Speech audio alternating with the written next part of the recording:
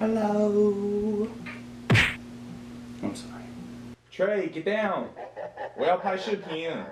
Trey， 我要拍视频，你下来。Trey， 我要拍视频了，你在干嘛呢？下来。大家好，我第3个视频终于上线喽！我回来了，我想死你们了。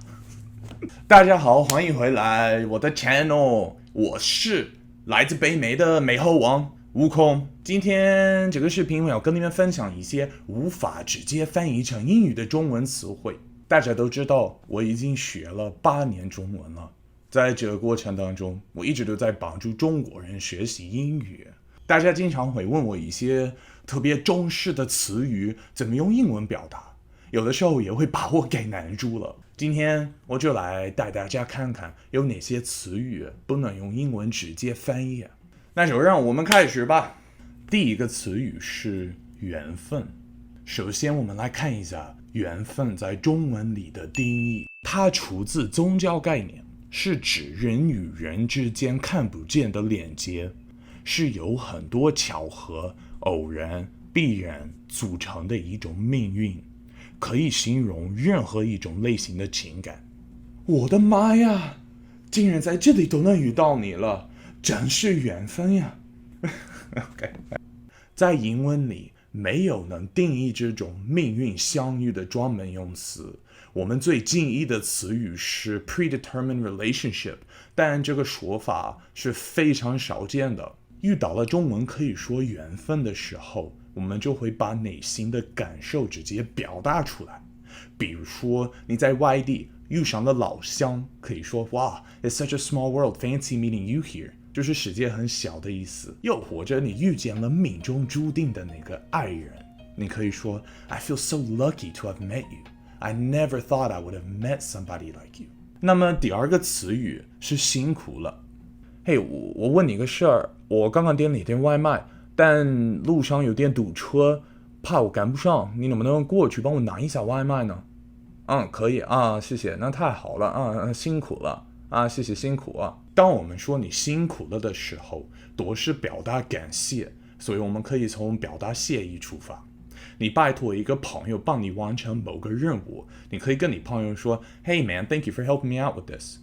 如果师傅来你家里修东西，他修好了，你可以跟师傅说I really appreciate that, so it's all fixed now。 中文博大精深，里面存在各种英语在1-2个字之中没有办法表达出来的意思，我们只能说以短话去形容我们当时内心的感受。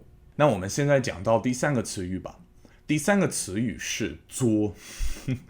其实我觉得这个词有点搞笑。他们这个爆炒兔肉啊是这儿的招牌菜。怎么了？你怎么了？你哭什么呀？怎么可以吃兔兔？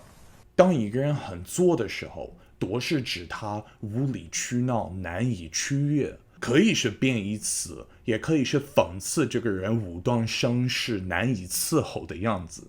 宝贝，你想去哪儿吃饭呢？随便呢，但我不吃辣，所以川菜不行。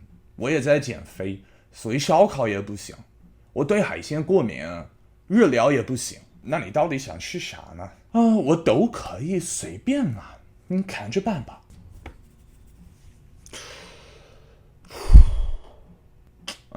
不对，我刚才说到哪里去啊？对，作。大家应该都猜到了吧？西方人说话不太喜欢拐弯。我们说到这个人很作，就会去直接形容这个作的行为。可以说 This person is very hard to deal with, or This person is very difficult. This person is very hard to please. 作可以直接翻译成 mentally high maintenance， 但这不是什么说法。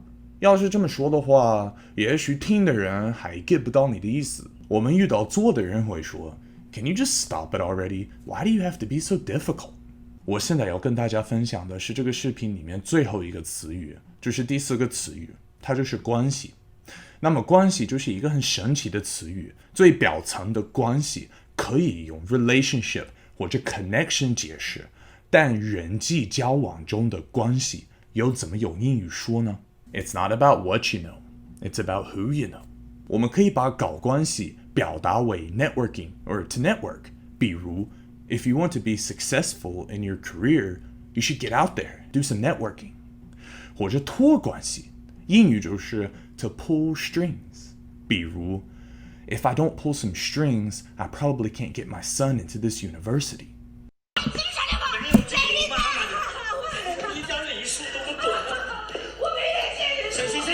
行了，让夏洛重新写份检讨得了。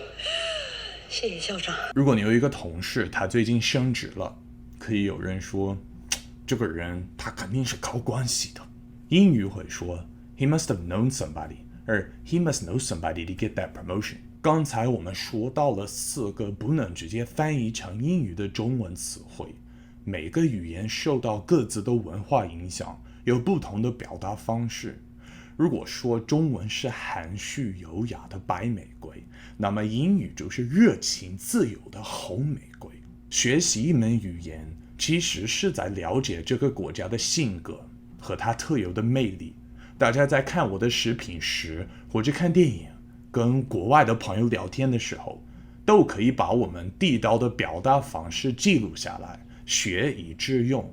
希望大家都喜欢我的视频。像我在前面已经说了，在这几年里确实有很多中国朋友都来问我类似的问题，就是某些中文的说法，中文的词语到底应该怎么用英语来表达呢？我每一次都说，你要知道怎么用英文来表达，不能从你自己的母语字面上直接翻译过来。那么今天的视频就拍到这里了。如果大家还有一些在中文翻译成英文上的困难的话，可以跟我分享。新来的朋友可以来订阅我的频道，也可以给我点个赞，你们的支持就是我最大的动力。后面还有很多精彩的视频等着与你分享，拜拜。